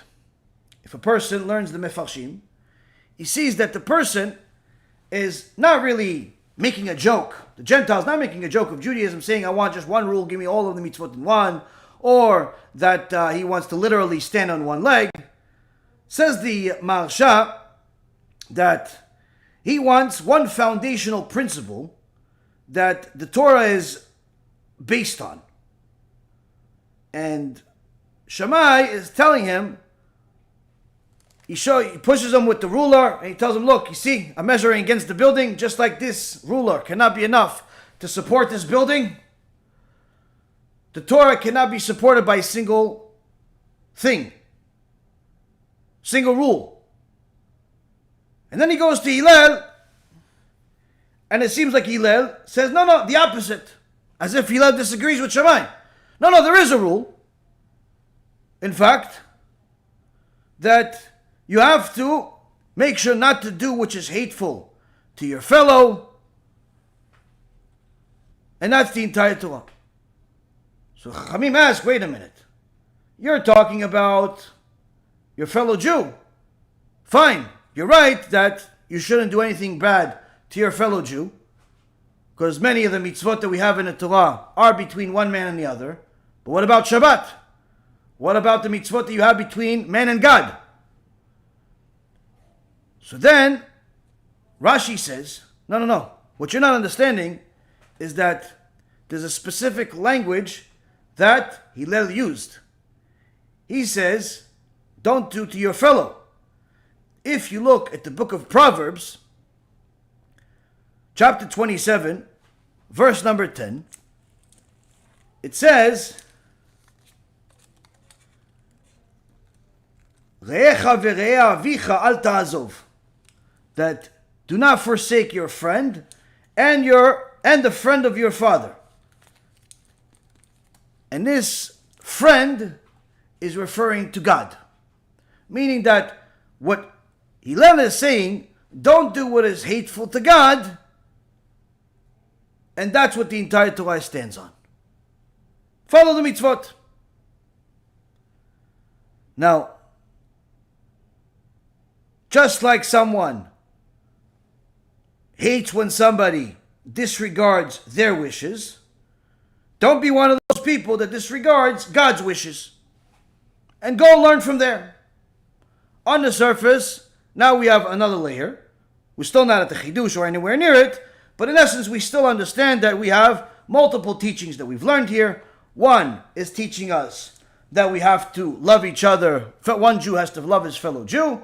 Another thing has to also, you have to follow what Hashem says, don't do what's hateful in Hashem's eyes. So we have a couple of different things that we learn from the same point. Fine. Now when we go into the mitzvot themselves, we're going to go and find the Rambam. And the Rambam in Hilchos De'os, chapter 6, aliyah number 3, says, each man is commanded to love each and every one of Israel as himself. As it says in the book of Leviticus, chapter 19, verse 18, Ve'afta l'reacha kamocha, love your fellow man as yourself. And therefore, one should speak the praises of others and show concern for their money, just as he is concerned for his own money and seeks his own honor. See here, we see already that the Rambam elaborates on what does it mean to love your fellow Jew. First, it's not just, oh, I love you and I give you a hug every time I see you, or even a kiss if you're Sephardic. No, you have to first and foremost stop with your stinginess in regards to compliments. If you see that there is a reason and even a need for you to compliment your fellow Jew for something that they did, whether because they were charitable or because they're a good learner or they're just a good person, whatever the case is, be very generous with praises, because just like you like praises, other people like praises, and even if you don't like praises, other people like praises. Be very generous with your praises of others. Don't be so focused on their flaws. That's number one. Two, be very concerned about them. Be concerned about them. What does it mean, be concerned about them? The number one concern that people have in their mind is usually about their money. People are concerned about their money. Now, just like you're concerned about your money, you have to be concerned about other people's money. If you see that perhaps one of your fellow Jews is struggling, be the first hand that helps them. Don't wait for them to completely go bankrupt before you say, oh, do you need anything? You need anything? The guy is already eating off the streets and you're asking him finally now. You've already seen him go down the tubes already for the last several months. Finally, you asked him. If you see that your fellow Jew is struggling, help him out. Even more so, you see that somebody's disrespecting his property. Somebody's violating his property. Take charge. Stop that person. Be concerned about their money, their property, just like you're concerned about your own money, says the Rambam. Unfortunately, sometimes people are concerned about other people's property, not because they're concerned about it and their well-being, but rather because they're concerned, why don't they have it? Oh, wow, you have a really big house. Why, you need a room? Want me to rent your room? Why do you care about how big my house is? No, it's just that my house is not that big. And that means what exactly? No, it's just that, I wish I had, no, nothing. I'm not saying anything. Forget about what I just said. Well, you said it. Obviously, you thought it, because you're not a frog. So you don't just ribbit. You say something you thought about, which means that you've thought about it. It's already something you've thought about before. Why do you have so much concern about the size of my house? And why are you comparing it to your house? Do you need room? You short on rent or mortgage? Why do you care how big my house is? Why does my house have to be the same size as yours? What does that have to do with anything? Many people are that way. Many people are concerned about other people. Why? They're sizing you up. You have more, I have less. How come you have more? How come I have less? Maybe this, maybe that. That's called jealousy. And jealousy, Rabotai, is a horrible thing. Why? You're jealous, you're not being resurrected with the dead because your jealousy will eat your bones. But unfortunately, many people do not see their jealousy as even anything wrong. They just live this way. They live this way. Oh, wow, he's got a nice car. How did he pay for it? Well, why do you care how he paid for it? What, did you see any money missing from your bank account? Was there $100,000 missing from your bank account? If there is, we'll call the cops. No. What, his name was on it? Tell me. I'll call the cops right now. It's allowed. No, nothing. No. So why do you care? Why do you care how much he paid for that car and where he paid for him? Why? Why do you care? Why do you care how much he paid for the house? Why do you care that his watch is $20,000? Why? What does it do for you that he has XYZ? And I've said once, twice, and 100 times, the lowest form of conversation is when people talk about other people's money. Lowest form of conversation. Literally, you're better off being a frog saying ribbit than talking about other people's money. But people do this all the time. It's no different than politics, by the way. People talk about politics as if somebody's going to care about their opinion in the White House. Oh yeah, you know what? Yeah, this guy had a good opinion in synagogue on Shabbos. We heard it. We overheard it in one of the spies that we had there. Listen into his conversation. Maybe we're going to take his opinion to the Congress this week. Like people are delusional. They talk about all this nonsense. But the worst thing is when people talk about other people's money. He has this amount of money. You know how much money he made last year? This guy made two. What do you care about how much money he made? Is he paying your bills? Are you paying his bills? Did you donate any money to his fortune? Like what does it do for you to know how much money everybody has and how much his watch cost and how much his house cost and how much he sold it for and how much he bought it for? Are you a realtor? Like, what difference does it make? Are you in the market to buy, to sell? Like, what is it? Are you trying to become like a living Bloomberg machine that's going to quote pricing of everything? Like, what is it? What is it that you actually are trying to get to with your analysis of the community's financial condition? What do you need to know this for? Why do you care how he paid for this or that, or how much money he made in his last company, and how much he got bought out for? Oh, and the divorce settlement, chas v'shalom, you start those conversations. Yeah, I think she took him for everything. He probably still has 10, 15 million stashed up, but she took everything. Like, why do you know this information? How come you don't know Mishnayot like this? How come you don't know Gemarot like this? How many dapim in the Gemara do you know by heart, like you know the quotes of all the financial analysis of the people living on your block? Why do you know all this information? Why do you care about all this information? What do you think they're going to do with this information in Shamayim on your judgment day? And unfortunately, Rabotai, the way that most people fulfill this mitzvah from the Torah, that the Rambam is paskening over here, Ve'afta l'recha kamocha, is with the exact opposite, with jealousy. Instead of being concerned about each other's financial being. Oh, you have everything? If not, let me know. I'll be the first one to help. Instead of that, it's like, they have this, they have that. I wouldn't be surprised if some of these jealous people have folders with names in them of who has one, who has this. Literally, it's the most pathetic way of life, but unfortunately, there's so many people have become accustomed to it that is the common form of conversation. Everywhere, both in the secular world and the religious world. People love to talk about other people's money. It's the most bizarre thing in the world. In my opinion, it's literally the lowest form of conversation. But I've seen it and I've heard it my whole life from people, and I try to run away from stuff like that because I don't know. I feel like I get stupider when I hear this conversation. Like, what do you care? If it's about success, if you weren't busy talking about other people's success, you'd be successful. If it's about jealousy, who do you think gave him the money? His job or God? What do you care? What do you care about it? But that's what people like to talk about. And this is exactly the opposite of what HaKadosh Baruch Hu said to do. You're supposed to care about his money like you care about your money. How do you care about your money? Typically, people don't want people to know about their money. You just got a $1 million deal, you're not publicizing it on the internet unless you're an idiot or you're a show-off or it's your business to publicize yourself because that's part of your whole gig. Generally speaking, most people that are successful, the more successful they are, the less publicity they want. You think those people that are on a billionaires list actually want to be on that list? Many times the people that are on a billionaires list are there with mistaken numbers because people don't actually know how much they have. They didn't get it from them.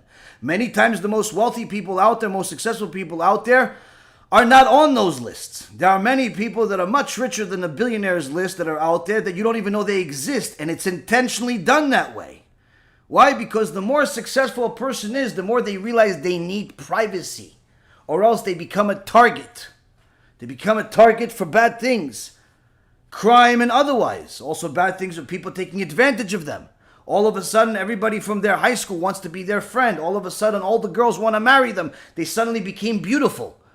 All of a sudden, everything is changed just because people found out they have some money.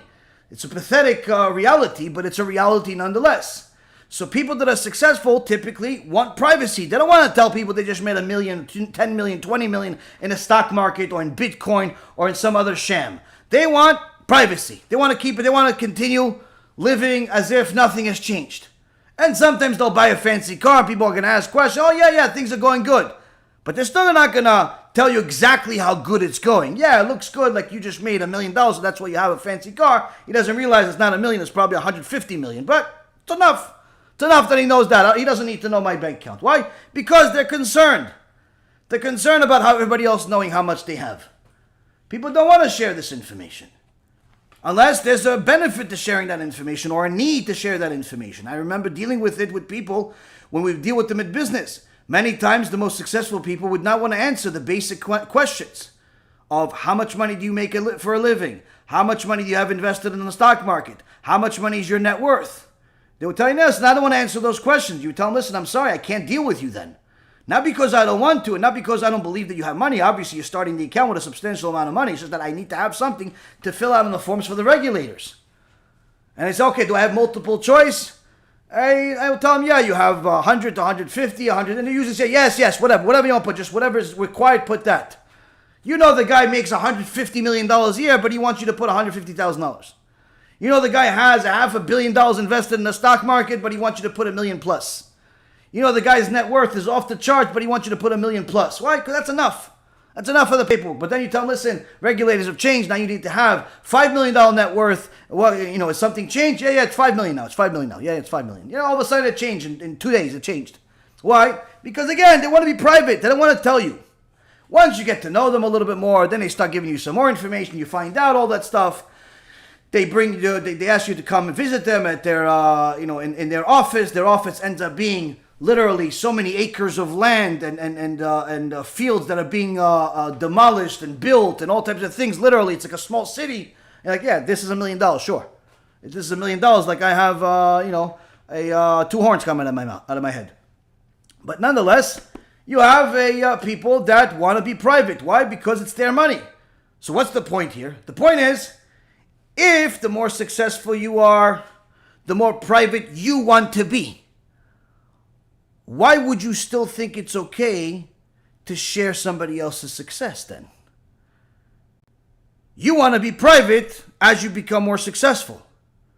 So why do you think it's okay to share the stories of somebody else's success? Since you're supposed to care about and be concerned about their money like it's your money. You just bought a house and you got a good deal. But you don't want to necessarily tell everybody about the deal that you got. Why? For different reasons that you have. So why are you sharing the deal that he got? That you somehow found accidentally on purpose on the internet because you have nothing to do with your life at 3 o'clock in the morning. Why? Why? You found out that your wife was not exactly so happy with you and she was thinking about a divorce and you didn't really want to share it with the whole world. And Baruch HaShem, you worked things out and she didn't end up filing for a divorce. Everything worked out. You listened to some shiurim by Rabbi Reuven and before you know it, you guys are a happy couple. But then you found out that your next door neighbor, your fellow co-worker, he just found a note from his wife to him that she hasn't given it to him yet, that she's considering her divorce, and the first thing you want to do is let the whole world know, oh, listen, don't bother him today, I think he's getting to a divorce. Don't say nothing. Don't say nothing. Don't say anything. Oh, shh, secret, boardroom full of people, secret, don't tell anybody. The guy walks into the boardroom, hi everybody, and everyone's looking at him like this, nodding, poor guy. What? Something happened? Somebody died? He doesn't know that everybody knows that his wife left him this letter. Why did you share that information? Aren't you supposed to be as concerned about his well-being like you care about yours? You didn't want to share your nightmare story. How come you shared his? How come you shared his? Somebody in your family was sick. And you didn't want to publicize to everybody. Why? You don't want anybody to feel bad for you. You don't want anybody to necessarily know these private things. But yet the second you heard that she had a miscarriage, the second you heard that he got sick, the second you heard that something happened, text message to your hit list of Lashon Hara queens. You sent to everybody, oh, you know what happened? Who are you to publicize this information? What are you, Down Newswire, CNN, Bloomberg, Amalek.com? Who are you? Why do you publicize this information? Why? We'll pray for her. Who asked you to pray for her? Who asked you to pray? Did they ask you to pray for them? What, they're sick? Wouldn't they want us to pray for them? Not necessarily. If you're full of Lashon Hara, nobody wants your prayers. It's better off not to get your prayer. Your prayer's going to go up to Shaman and say, you know what, we're going to kill this person now. Why? His Lashon Hara is praying for them. Mrs. Lashon Hara is praying for them. Who needs this prayer? Prayer like this, rather have Haman pray for them. But that's the thing. You didn't think about it that way. You figured that, what? What's the big deal? I feel bad for her, so I told, all of the friends that she had a miscarriage, so everybody will arrange a surprise party for her. Did she ask you for a surprise party? Did she insinuate that a surprise party would somehow make the baby come back to life? Did she insinuate that, you know what? Now that you gave the surprise party and let the whole neighborhood know about her misfortune, now it's okay? Like that's you think that's a good thing? Do you know what kind of a nightmare you are to have as a friend? That if you're the friend that this person has to rely on and you're sharing her information, do you know what kind of nightmare you are? You're literally one of the tikkunim that she prays for HaShem to get rid of in the world. Why? Who asked you to share this information? If you had this happen to you, would you share it with everybody? Would you tell everybody? And even if your answer is yes, you're a liar. Either because you've never gone through it, or two, because you would never want it to be shared. But the reality is that even if you are one of those people that want to share every little detail about your life on Facebook, who says that she's the same like you? So the mitzvah of loving your fellow Jew is in essence telling you that you have to love them like you love yourself, not literally because you have to love them like you love yourself, but rather the things you want for yourself. If you're a normal person under normal conditions, you should wish for them. If they got a new big house, instead of saying, how is he paying for it? Or how much it cost? Or how big is it? Like it matters. You know what you should say? Mazal Tov. End of conversation. Enjoy. May you have a lot of Torah in that house. The end. The end. No, can I get a walkthrough in your mansion? Can I see how many bedrooms and how big they are? No, nothing. Mazal Tov. That's it. Why? Because that's the most appropriate thing. But the second you start measuring them up and how are they affording it and who's paying for it and how much did it cost and how big is this and how big is that, then unfortunately you are violating the mitzvah that you thought you were very good at. In fact, the second they tell you something and you take it upon yourself to share it with society, you're violating that mitzvah. And even more so, even if they didn't tell you, and in fact you're not even friends with them, they're just a person that's in your community, and you somehow found out from somebody else, some little bird whispered to you in the middle of a Saturday afternoon that this person makes $300,000 a year, $400,000 a year, and you decide you're going to make this into a topic of conversation in your next community meeting with the Lashon Hara queens and kings. You're violating the mitzvah. Why? Their monetary success or failure should never come out of your mouth. Because that is not what you would want for yourself. Last but not least, says the Rambam, Amitkabed beklon chavero en lo chelek le'olam haba. Anyone who gains honor through the degradation of his colleague does not have a share of the world to come. You take honor in someone else's failure. How? You just found out that one of the people that you don't even like so much just got a divorce. You tell your girlfriends, you see, I told you he's going to leave her. See, you can trust me now. I can tell you, I can already see these things.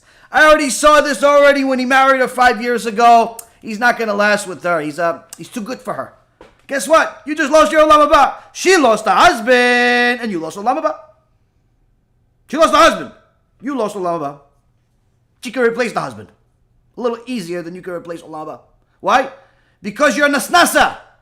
You like to talk too much. Why are you taking pride in her failure? Why? Am Yisrael was dancing when they left Egypt. The angels wanted to dance and sing too. HaKadosh Baruch Hu says to the angels, I'm destroying my creation. And you want to sing? The angels said, yeah, but God, but Am Yisrael is dancing and singing. He says, Am Yisrael suffered under them. They have a right to do so. Would you suffer? I'm destroying my creation. Needless to say, a hardship is happening to one of HaKadosh Baruch Hu's daughters. A hardship is happening to one of HaKadosh Baruch Hu's sons. He just got fired from his job. His client just left him. He just lost a contract. She just lost a marriage. Somebody just lost a position. And you're dancing around their grave, saying, I told you so. I knew this is going to happen. Do you understand how horrible that is? The question is, what did this have to do with loving your fellow Jew as much as you love yourself? Why is the Rambam included in the same halakha? Why didn't he put this something separate? Because, Rabotai, when a person fulfills the mitzvah of loving their fellow Jew as they love themselves, and therefore they are concerned for their money like they're concerned for their own. They're concerned for their well-being like they're concerned for their own.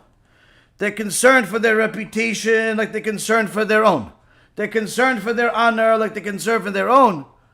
Then they don't have to worry about dancing around this person's grave. So they should know what they're benefiting. But if they're not fulfilling the mitzvah of loving their neighbor, if they're loving their fellow Jew like they love themselves, then they should know that when you are too concerned about their money, too concerned about the size of their house, too concerned about their bank account, too concerned about the status of their marriage or divorce, too concerned about the stuff that they have that you don't, or the stuff that they have and you want, then it's only a matter of time before you see this person fail at something and you'll actually be happy that they're failing and you're not. And while you'll think that's going to be a great moment in your life, you may actually end up losing eternity because of it. That's why the Rambam includes it there. Because when you don't follow the first section, you're bound to fail something much more significant. So before you do that, the Rambam elaborates on the risk. He elaborates on the risk at hand for not fulfilling this mitzvah. You may not think it's such a big deal. You may not think it's such a big deal to be concerned about other people's houses and their money and their other stuff. You may not think it's such a big deal. Says the Rambam, you don't think it's a big deal. It's only a matter of time before you lose Olam Haba. That's what it is. So it is kind of a big deal. It is kind of a big deal. Now the Rambam elaborates even further in his Sefer HaMitzvot. In his Sefer HaMitzvot, mitzvah number 206, he says, VaMitzvah Areshvav, that's 206, Hi shetzivanu le'ov kitzatenu et kitzatenu kmo shene'ohav atzmenu. The 206th positive commandment is that which he has commanded us to love one another as we love ourselves. That is, that my compassion and my love for my Jewish brethren be as my compassion and love for myself. This applies regarding his wealth, his body, and all he possesses and desires, meaning that all that I desire for myself, I must desire for him. All that I do not desire for myself or my loved ones, I must not desire for him. This is what the exalted God said in the Torah when he said, Ve'ahavta l'reacha kamocha. You shall love your fellow as yourself. Here the Rambam is elaborating, telling us that you have to understand that loving him is not such a simple thing if you don't acknowledge this mitzvah into your day-to-day life in such a way that you think about what you want for yourself and literally wish it for other people. When you hear that he succeeded, you should be happy, not sad. Yeah, but he's my competition. So, what do you think? Just because God gave him a lot of money and he's in the same field of business as you, that means that somehow God can't give you more money? Like, he's eating your chips, he's eating your cheese. You really believe that? Then you're a heretic. God can feed everybody from the same exact piece of bread or from an infinite amount of pieces of bread. It's not, no contradiction here. Whatever you want for yourself, you want a lot of success for yourself, you should want it for others. And if you see others getting that success from God, even though you didn't get it, you should be happy as if you got it. You should be happy that other people are succeeding. Excited. Wow, Baruch HaShem, great to hear that another Jew is doing good. Good, Baruch HaShem. Baruch HaShem, he's succeeding. Baruch HaShem, he got married. Baruch HaShem, they had kids. Baruch HaShem, Baruch HaShem. Whether you know him or don't know him doesn't make a difference. You're part of the same people. Ki bnei ish echad nachnu, we're all son of a single man. But when a person is too busy counting other people's money, they can't fulfill the mitzvah of loving each other. They can't fulfill the mitzvah of even loving themselves. And certainly they can't fulfill the mitzvah of loving God because they're always going to have doubts about God because he gave somebody more than what he gave them. And there's always somebody that got more than them.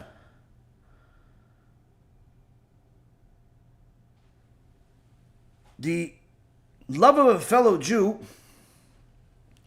is so significant that the Gemara in Masechet Sanhedrin, page 45a, says that even if a Jew is a sinner at the time of the Sanhedrin, he just violated Shabbat, there are witnesses that warned him. He ignored those witnesses. And now because of that, he's going to get the death penalty. After there's a bed din, they conclude, death penalty for this Mechalel Shabbat. Death penalty for this person. The Torah says, he's still a Jew. And therefore, even killing him has to be done in a specific way in accordance with the Torah in order to show that love. Yeah, they're going to stone him, but only after they give him a bunch of alcohol to drink.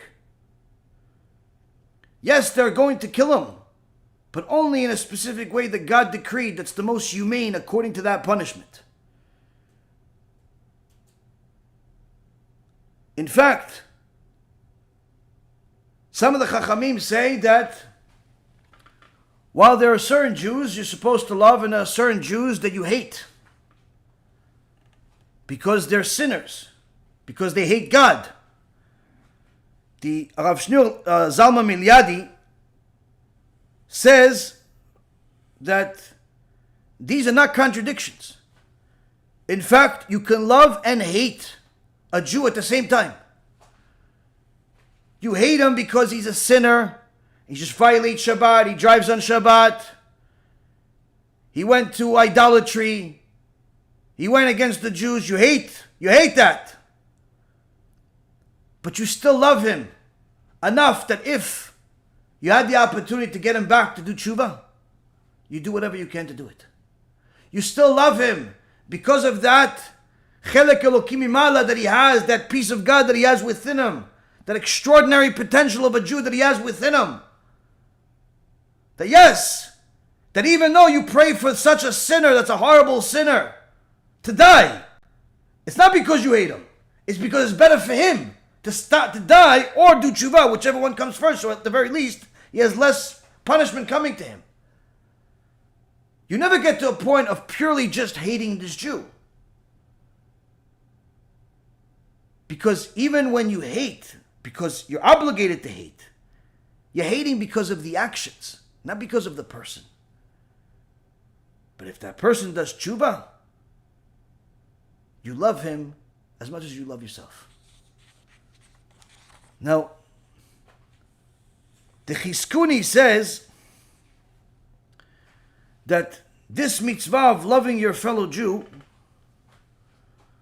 how can you command somebody to have feelings? So obviously, you can fulfill this mitzvah through actions. What actions? By fulfilling the mitzvot that are before it. Which mitzvah is before Ve'ahavta l'reacha kamocha? Both in the Torah as well as in the Sefer HaMitzvot. It's listed here what those mitzvot are. Mitzvah number 205. Positive commandment that HaKadosh Baruch Hu commanded is that Ocheach tochiach et amitecha. To rebuke a sinner or one who wishes to sin. Says the Rambam, the purpose is to prevent a person from, through verbal explanation, and to rebuke them from sinful ways. And don't say, I shall not sin, and if someone else sins, this is his own affair with God, meaning it's his problem, because that's contrary to the Torah way. Torah commands us to do such a to rebuke. We're not only commanded not to transgress the Torah, but also we're commanded not to allow any of our people to do so. And if one desires to transgress, it's incumbent upon us to rebuke him and cause him to do tshuva, even in a case where there are no witnesses that would make him liable for punishment. At the time of the Sanhedrin, if you saw somebody violating Shabbat or any other type of sin, then if there were witnesses, those witnesses would warn that person, and if he would still sin, they would arrest him, take him to the Bet Din, and then the punishment would come, whether lashes or death penalty or whatever it is. And the Rambam says that if you yourself are witnessing it by yourself, you're witnessing this person serving an idol, chas v'shalom, or violating Shabbat, or whatever it is, you as a single witness can't do anything. Meaning that even if you go tell the Bet Din that you saw such and such do this, doesn't mean anything. They can't take your word for it. There's a single witness. It has to be minimum two, it has to be two witnesses. But he says the mitzvah of rebuking your fellow Jew is not because you're saving him from punishment from the Bet Din. No. The mitzvah of rebuking him is saving him from punishment from HaKadosh Baruch Hu, saving him from living a life of punishment, saving him from punishment from himself. And you're obligated to do whatever you can to stop this person from sinning. And in fact, included in this mitzvah, says the Rambam, is our obligation to reprimand one another if we have hurt one another, but yet not bear a grudge and harbor resentment of the sin. Rather, we're commanded to reprimand each other verbally so that nothing remains in our heart. She hurt you. She did something about it that's not good. You resent her. You're the sinner. She's a sinner for doing something bad if what she did is against the Torah. But if you did not reprimand her, if you didn't tell her, listen, you really hurt me when you did this, this, and this, you are the sinner by holding a grudge. So what should you do? Tell her, listen, what you did is wrong. And tell her enough to get this out of your heart so you're back to loving each other again. You're not obligated to be best friends, but you cannot continue holding a grudge. In other words, the Sifra says, where is it derived from that if a person is rebuked 4 or 5 times and it didn't work, a person must continue doing so? Where is that coming from? From the fact that the pasuk says ocheach tochiach, where there's a repetition of reprove, shall you reprove. It says it multiple times. That I might think that I should reprove him even if his face turns colors from shame. But then it actually says, and do not bear a sin because of shaming him, meaning that you have to rebuke him multiple times, but not for the sake of embarrassing him. There are certain exceptions. If the person is talking in shul and he hears a rebuke from you, or the rabbi, or somebody else, and he says, no, I'm going to continue talking, I'm going to do whatever I want, then you're allowed to publicly embarrass him. But other than that, you're not allowed to publicly embarrass somebody. You have to rebuke him in such a fashion that they'll understand the point and know that they're doing wrong. And if they didn't get it, or they simply didn't listen, next time you see him, rebuke him again. And you see him again, rebuke him again. And our sages explained that this commandment is binding upon every person, says the Rambam, even upon the simpleton, who is to rebuke the greater person if he sees him sinning. Guy is simple, doesn't know much, but he knows you're not allowed to drive on Shabbat. And he sees one of the people that claims to be religious in the community, even the head of the Vad, of the synagogue, those cursed Vads that cause more damage than good to all these synagogues. He sees one of them driving on Shabbat. He has to rebuke him. Yeah, but this is the president, this is the senior president, this is the vice president, this is na'alaim, this is shoes. This is nothing, it's a sinner. You have to rebuke him. He must rebuke him, even if he curses him or degrades him. He must not stop rebuking him unless he is physically struck, as the bearers of the Torah tradition have explained.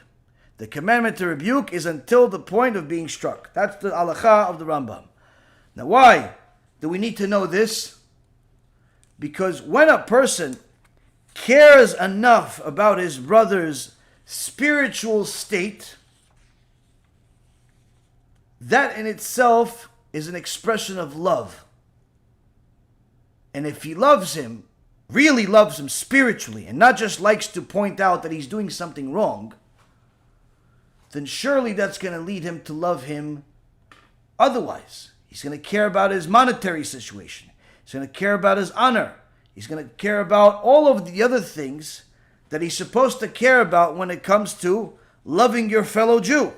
And he's going to be able to fulfill the mitzvah of loving his fellow Jew because all day he's thinking about his fellow Jew and not thinking about his fellow Jew's house or his fellow Jew's wife or his fellow Jew's success and otherwise. And it's very, very important for a person to know that this is an obligation, not a suggestion. It's a Torah commandment, not a rabbinical. Now, the whole thing started when we saw what the Gemara said in Masechet Shabbat, the famous story of the Gentile coming to Shammai, wanting to convert. Shammai pushes him away, either to get the teachings from Hillel or because he didn't want to deal with them, depending on who you listen to. And then Hillel comes up with a solution that you must love your fellow Jew and express that love by not doing anything that you hate to that Jew as you would do to yourself. And of course, Rashi elaborates and says, no, it's not just your fellow Jew, it's re'echa, which is also referring to God. That is what we got to. What's the chidush? Now, many times I tell people that you cannot learn Torah from a single source. Many times I tell people you cannot conclude anything in the Torah by simply looking at one point and saying this is it and that's it.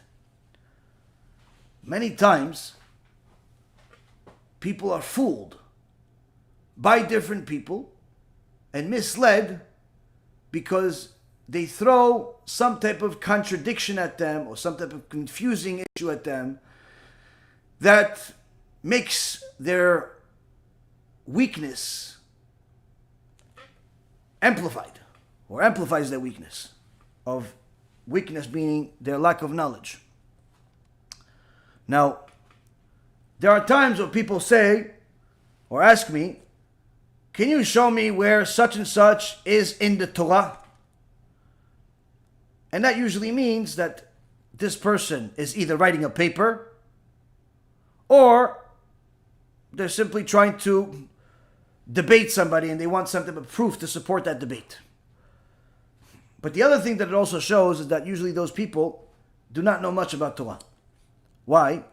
Because every single point in the Torah is not standing on its own, but rather it's part of a spiritual nervous system.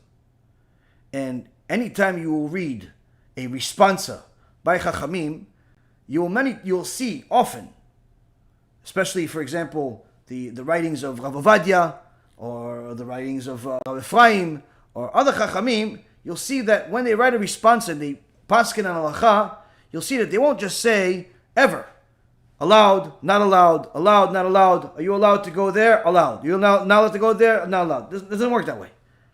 Many times what they'll do is they'll write the question, then write all of the sides of the different Chachamim that have discussed it over an extended period of time, hundreds or thousands of years, that look like they support this particular argument, and then they'll show you the other side of Chachamim that go against, or at least it seems like they go against this particular argument. Meaning that a real Chacham is not going to just show you their biased point of view and say, look, this is my point, and these are all the Chachamim that agree with me. The end, I'm a winner, ha ha ha. No, it doesn't work that way. A real Chacham will show you not only the Chachamim that agree, but all the Chachamim that seem to disagree and still prove his point despite those Chachamim. Either because they explain that those Chachamim that look like they disagree actually do agree, you just misunderstood them, and he shows different proofs. Or by showing that there are other superior Chachamim or other Chachamim that disagreed with this Chacham, and therefore you can rely on them. The point being is, you'll see that the argument itself is a part of a nervous system, and it's never relying on a single point of a single Chacham. So how come we have this famous story of Hillel and Shammai dealing with a Gentile, where it seems to be that there's one interpretation, if you will, which makes it look like Hillel knows everything and Shammai doesn't know anything. Hillel is nice and Shammai is not nice, chas v'shalom. When in fact we know it's the opposite. So b'siyata d'ishmaya, we looked at this story for many times, and once again, Kadosh Baruch Hu gave us the merit to see a little bit more of what Chazal wanted us to learn from this. In the beginning of the story, it says that a certain Gentile came before Shammai and said to him, convert me to Judaism on the condition that you will teach me the entire Torah while I stand on a single foot. Upon which, hearing these words, Shammai pushed the person away with a ruler that he was holding in his hand. Now, of course, the Gemara is specifically telling you this Gentile wants to be taught the Torah on a single foot, and the way that Shammai pushed him away is with a ruler. He could have said he pushed him with a stick. He could have said he pushed him with his hand. He could have said he wants to sit on his foot or on his toes or on his head. But no, he used specific language. Why? Furthermore, it also says that when the Gentile came before Hillel converted him and said that which is hateful to your fellow, don't do it. And from there we learned that the fellow is not really referring to just man, but also referring to God. And this is the entire Torah. And then he tells him to go learn more. Well, I mean, if this is the entire Torah, what more is there to learn? So this is what it is. And b'siyata d'ishmaya, you'll have a completely different comprehension of this story and even the Torah itself from this story. In the beginning, this Gentile came to Shammai. And he says to Shammai, teach me a principle that the entire Torah stands on. As the Malsha says, he's not asking literally to learn the Torah on a single foot, but rather, give me something that the entire Torah stands on. Shammai says to this person, you see this ruler? Just like this ruler cannot hold up this building. This ruler cannot measure this entire building. You will not understand the answer that my dear friend Hillel is going to tell you because you're expecting us to violate our masoret, our tradition, that our Torah never stands on a single source. We are a nervous system. We rely on other chachamim. Anytime you want to arrive at the truth, you have to find a source.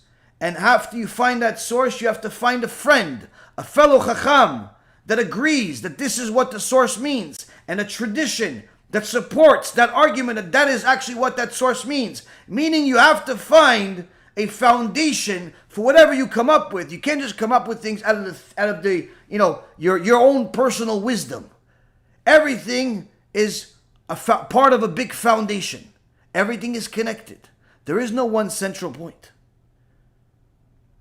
So when a person comes to Hillel, he goes, what is he talking about? Can't you just teach me the entire Torah on a single foot, a single principle for the entire Torah? Hillel says, my dear friend, you want to know a sentence of what the principle is? And what my dear Chavruta Shammai is trying to explain to you? I'll explain to you in your language. There's stuff that you hate, right? Don't do it to your fellow. Now, how this pertains to the foundation of the entire Torah, it's impossible for you to understand without going to Proverbs, to Shlomo HaMelech, chapter 27, verse 10, that elaborates and tells you, what do you mean, friend? We're all about friends here? No, that friend, that Re'echa, is a Kadosh Baruch Hu, and also man. Don't do what is hateful to your fellow man, and certainly don't do what is hateful to your God.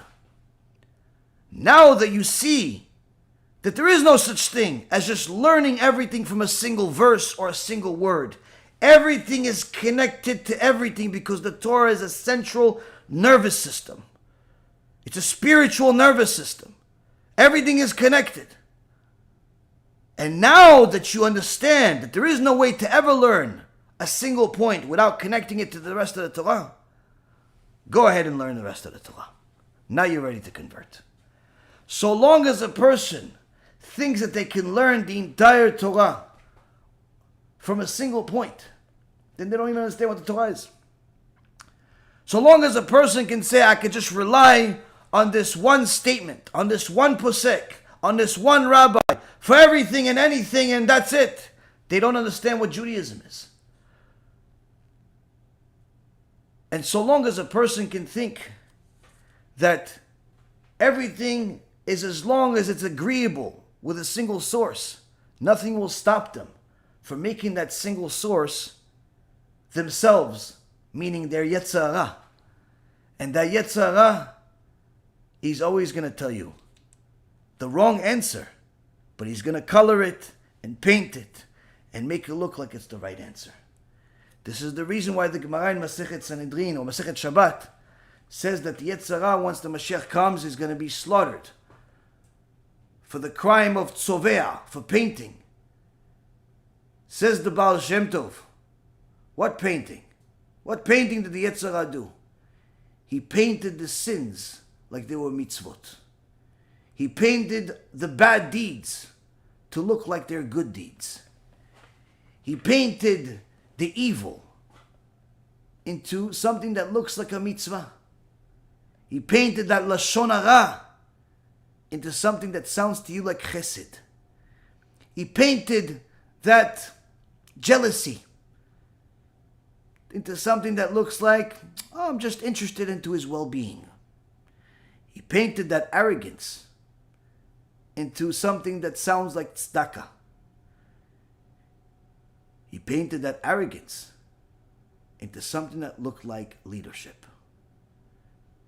Rabotai Yekarim, our Chachamim were in sync with everything that the Torah says.